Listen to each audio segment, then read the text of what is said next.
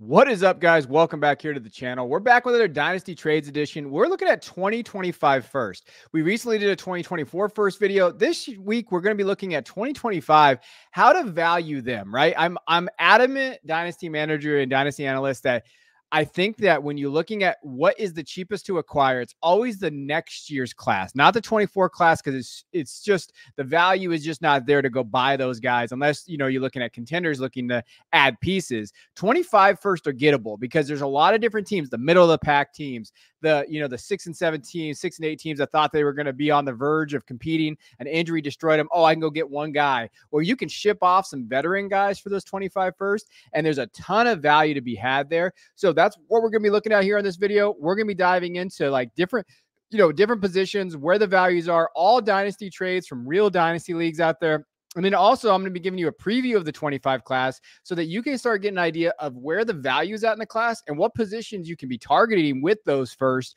just to give you kind of like a, just a snapshot. These snapshots change fast in this format, but I think it's fun to kind of do that. So we're going to be looking at dynasty trades here. We're going to be diving right in, talking about the 25 class. So first up is the quarterback class. A lot of unknowns in the quarterback class. So when you're looking at the quarterback class, some guys might, at the timing of recording this, JJ McCarthy, undecided. Jalen Milroe's probably going back to Alabama, but if he has a big playoff, they win a national championship, we could be talking about something different.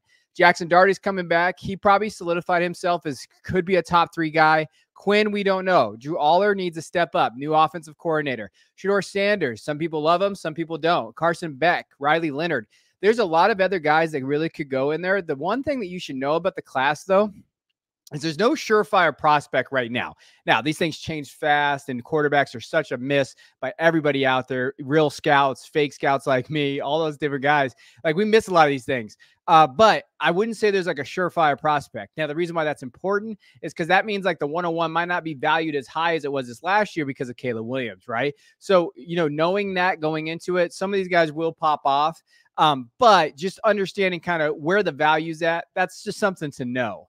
The second, idea here is the running backs. So when we're looking at the 2025 running backs, this is where the value's at. So Travion Henderson might go back. He hasn't declared yet at the timing of this video. Nicholas Singleton there. Quinshon Judkins is there. Devin Neal went back to school. Jaden Ott is, I think, an underrated prospect in this class. He's looking for a new home right now. It'll be interesting to see where he lands. Katron Allen, Ollie Gordon, Trevor Etienne going to Georgia from Florida. He's a player you definitely want to watch. Damian Martinez, Amarian Hampton. Very solid class. This is probably one of the deeper classes of running backs that we have seen, with a lot of different skill sets, like Katron Allen, Ollie Gordon, very good runners. Singleton, very good runner. Judkins, all around. Travion, all around if he decides to go back. Damian and Omarion Hampton, just very good running backs that if you're looking for how to replenish the well in the running back market in Dynasty, this is the class that might do it just because of how talented they are. So, wide receivers, you really are top heavy here. Luther Burden, Evan Stewart, Tet McMillan. Very good tier there. Emeka might or might not come out. It depends. If he does come back, I think you have 4 very solid options. Then you get Barian Brown, who I like. I think he has an NFL pedigree. Production hasn't been there at Kentucky, but definitely has NFL talent. Polk, who might come back out. I don't know. I have him on my big board for 24. Antonio Williams, definitely Clemson offense was a mess this year. Jordan Hudson is a sleeper out there that a lot of guys don't know about. Jordan Hudson is one to kind of watch. Dane Key, and then Matthew Golden is one of my favorites going to Texas. A lot of talent here, top heavy though. So when you're looking at it, like recent mock that we did, Luther went 101 in terms of like Devy assets in that area. So the wide receiver position is very top heavy. There's some talent there, but I would argue that the running back class is a lot deeper than the wide receiver class. Then tight ends.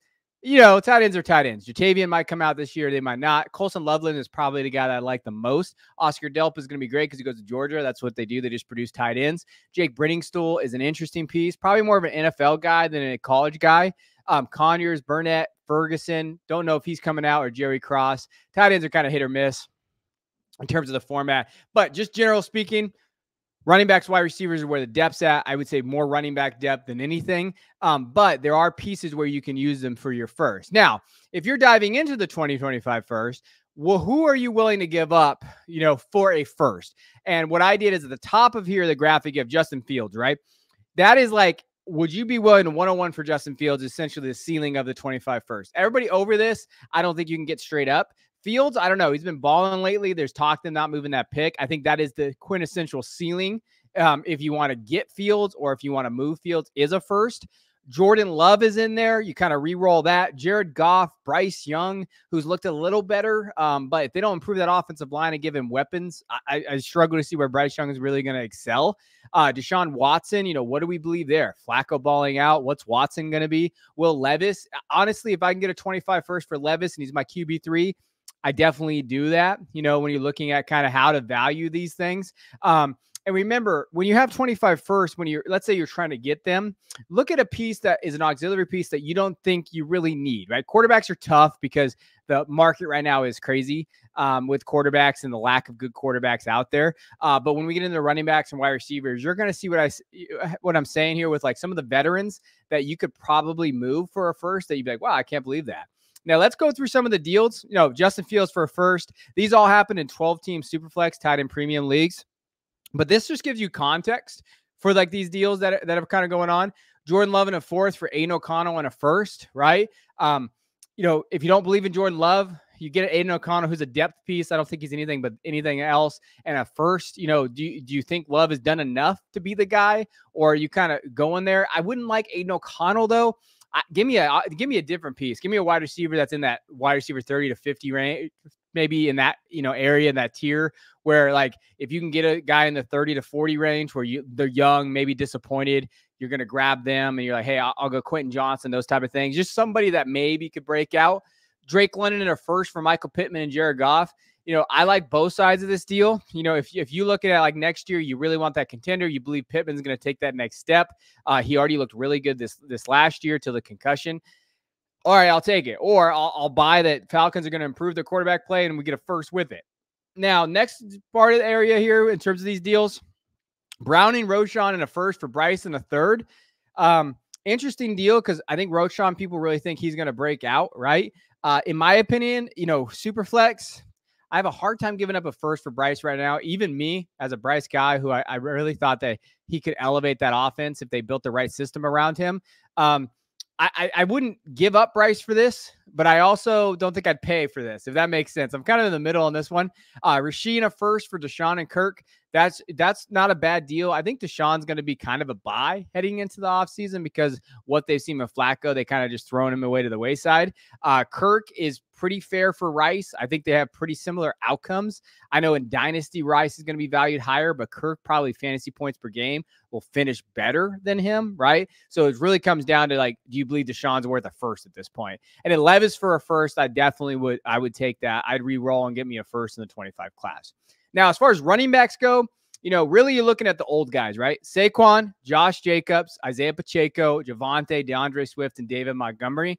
I think the thing I was talking about with running backs, if you have Swift or Monty on your roster and you're like, hey, I need to pivot off of these guys, you're not getting a first for those guys, but you could get a 2025 first. So what I mean is you're not getting a 24 first, because why would you get a 24 first, right? These guys are all building now. They're excited about the 24 class. However, that guy that just lost in your championship league and, thought he was a running back away or like just a veteran away, he's going to be like, oh, I'll just give him a 25 first because it's late anyway. They all automatically think it's going to be late. And this is the last time to really pivot off of these guys because you're not getting a 25 first for these guys once the 24 class is drafted. Immediately that value is going to go away, right? Now, when we're talking about what you can get, Josh Jacobs in a first for Saquon. I like this deal for the Jacobs side. I like Saquon Barkley, but if I can get a first back with that, like when I saw this deal that had happened, I smashed that all aside because it's just about value and assets and collecting them. Then on the other side, Jacobs for a first. It really depends what you think with Jacobs. I think that he mailed it in this year and he quit. I think he didn't want to be at the Raiders. He wanted a contract. I still think that he might have one more year left where it's like a lot of value, but can he win you a league? I don't know. I don't know how comfortable I feel doing that. Parker Washington, a first for Isaiah Pacheco. I'm a believer in Pacheco next year, but if I can get a first back, this probably is the opportunity to kind of shuffle that because I do think that you can buy some of these veterans for cheaper, right, that are coming out, Eckler and these guys for seconds. So I definitely trade Pacheco for a first plus an asset and then use my second on somebody else to go get a veteran guy.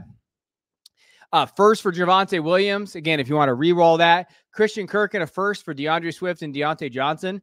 I like the Kirk side because I think that if you're looking at that running back value, if you are a running back away in 2025, you just saw all those running backs. I think you can plug and play those guys, and then you kind of move off of Swift and Johnson, who are definitely value, peak right now. Monty for a first. If I can get rid of Monty for a first, you probably do it, right? I think that he has a pretty solid role. He'll score some touchdowns. Running back 2 area. It depends on what your team makeup is. But again, I think you can find a Monty out there at the running back position, right? I'd rather have that first. Now, wide receivers get a little interesting. So, really where the ceiling's at is probably Tank Dell. Michael Pittman is in there. DJ Moore, who is absolutely balling with Fields when he's healthy. DK Metcalf, T. Higgins, and Drake London. So, and you might not be able to get these guys. It's very league dependent, too, when you're thinking of wide receivers. But let's go through some of the deals here. So Jalen Waddle in a first for Dell, Rachaad White, and a second. Again, I would side on the, talent, and Waddle the first to me are better assets or better value bets there. Christian Watson in a first for Pittman and a second. I don't mind this because I think you're tearing up with Pittman, right? So the question is that tier up worth a first? I think it might be depending on your roster, and getting the second is not bad because at least you get some value back. DJ Moore for Marquise Brown in a first. I think that's appropriate and fair. I'm not buying Marquise Brown this offseason. He's a buy at everybody's radar all the time, and I don't know if it's really worth it for that. I like DJ Moore in a contender, though. If you're really one wide receiver away, he's as safe as I think he can get, especially next year. I know if they add weapons to that offense, you might be a little nervous, but I still think he's a wide receiver too, right? And I think that there is value there. If you do want to move off for more, I want a better asset than Marquise Brown. Then we have DK Metcalf, Brandon Ayuk for Jahan Dotson, and then 2 first. This is a great deal. I've never been a huge Dotson guy, but 2 first back for Metcalf and Ayuk at this point. If you're rebuilding, not a bad get. I like it for both sides. Contending wise, like you're like, hey, I have these 2 first. I value DK late first, probably 2 late first here. Ayuk, I really like wide receiver 8 or 9 in that area. I'll take a shot on these 2 guys moving forward. It's not a bad build around those guys. T. Higgins for Jalen Warren in a first. I don't love Jalen Warren. I don't want to buy running backs for that far out. I probably would lean T here, probably, I guess. It's very, very close. That's why I put these deals out there. And the reason why I do these deals, too, is to show you context, right? You might be on both sides of this, and you might have Higgins or Warren in a first. And the whole idea here is to show you kind of what the appropriate value, what the values are going for right now, and whether or not you maybe can use them in your leagues. That's the whole point of this channel, is to help you guys in your leagues.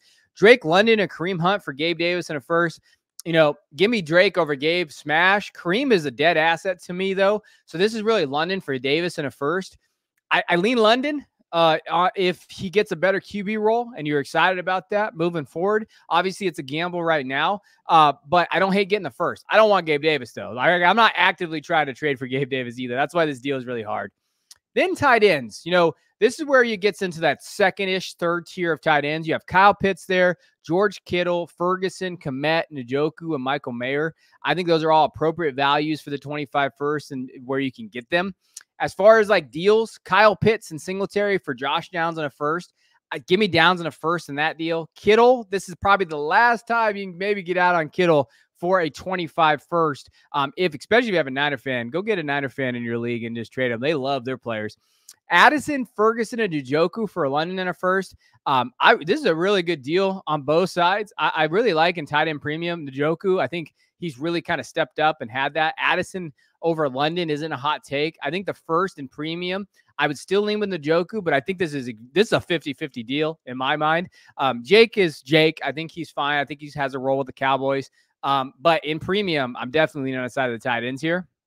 Kmet and Diggs for Dell in a first. I'm going to do Dell in the first. Diggs looks like a shadow of himself. Doesn't look like the same player. Kmet's fine, but I can find someone in the second round to probably equal Kmet's production there. Njoku for Waller in a first. I don't want Waller at all. In premium, I probably lean Njoku, but I understand getting that first back, and you just hope Waller does something next year that you can plug and play. This is an appropriate deal if you have someone else besides Njoku. Like, let's say you have Waller and, some Michael Mayer or somebody in that range. And then Michael Mayer for a first, I think is interesting. I saw some analysts talking about him being a kind of like a a bust this year. I don't think he was a bust. I just think that offense is a problem. And I think with the new coaching staff coming into play, but if you wanted to re-roll for a first, I really couldn't blame you there in terms of like, hey, I'll move on. I can get somebody else. I can kind of plug and play the tight end position. You might be able to get some other values there. So that's how I would value the 25 first. I hope that you looking at like the class in itself, understanding kind of the class coming in at the quarterback, running back, wide receiver position helped you a little bit. Let me know in the comments if you have any. I love talking about trades. That's really one of my favorite things. Let me know if you have some trades. I love to dive into, theories and all of that. I have been doing some dynasty consultations, probably gotten 20, 25 done. If you want to join those, I will send out Calendly links here on the community. Make sure you subscribe to the channel so you can see that. First come, first serve to our patrons. Over on our Patreon, and everything that is there, I'll send it out to them first. They sign up, and then I get it to YouTube and these other areas that we have. So if you're interested in that, I love doing it. 30 minutes. We sit down, we break down your team, one of your teams that you really want me to look at. We talk about values. We talk about Devy, Dynasty, whatever you want to talk about. It's been a lot of fun. So appreciate you guys. I'll check you guys in the next one.